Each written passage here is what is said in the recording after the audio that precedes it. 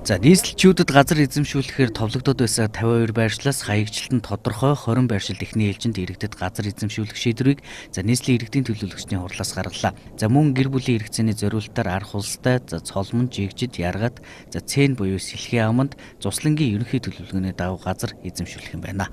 Ингээд батлагдсан хаягийн зургийн дагуу гэр бүлийн хэрэгцээний зориулалтаар газар эзэмшүүлэх ажлыг зохион байгуулалт ажлыг нийслэлийн засаг даргыг Улаанбаатарын захирал Батүрт гүүр боловсругаа. За энэ хүү хаягийн зураг нэмэлт төвшөнд оруулах хэрэглэсний хяналт ажиллагааны нийслэлийн эдгээр төвшин сурсан ажлын албад гүүр боловсругаа ажиллаж байна. За энэ автомобилчдыг батлыг хэмжээд өгөх хараад байна. Орсоо. За 100% батлуулсан. За хаягчлалтын тухай хууль батлагдсан газар өмчлүүлэх ажлыг эхлүүлэхэд үр өгөөчтэй байгааг нийслэлийн удирдлагууд онцолж байна. За ингэснээр иргэд нийслэлийн ерөнхий төлөвлөгөөнд тусгагдсан газруудаас сонголт хийж хуулийн дагуу газраа эзэмших юм байна.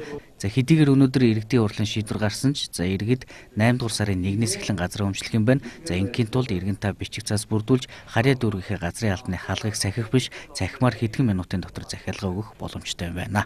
Хийгээд энэ дээр би нэг л юм хэлээд байгаа шүү дээ. 52 байршлыг цахилгааныхаа асуудал ерөнхийдөө одоо шийдэгдсэн байж байгаа. Одоо мэдээж хэсэгчилсэн дулаантай байх. Бохирын асуудлыг яах вэ? Цэвэр усны асуудлыг яах вэ гэдэг дээр бид нар энийг шийдлээ хийж байна.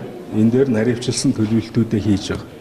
За хэрэв иргэн та цуслангийн газраа өмжилж авахар төлөвлөж байгаа бол та сонгогдсон байршлуудаас газар өмчлөх эрх нь хаалттай. За харин шинэ суурьшлийн бүсэд газар авах бол одоо зусж байгаа лагерын газраа худалдаж авна гэдгийг нийслэлийн удирдлагууд хэлж байна. За энэ мэдээллийг бид дараачихаа мэдээллийн хөтөлбөрөөр дэлгэрүүлэн танд хүргэх болно.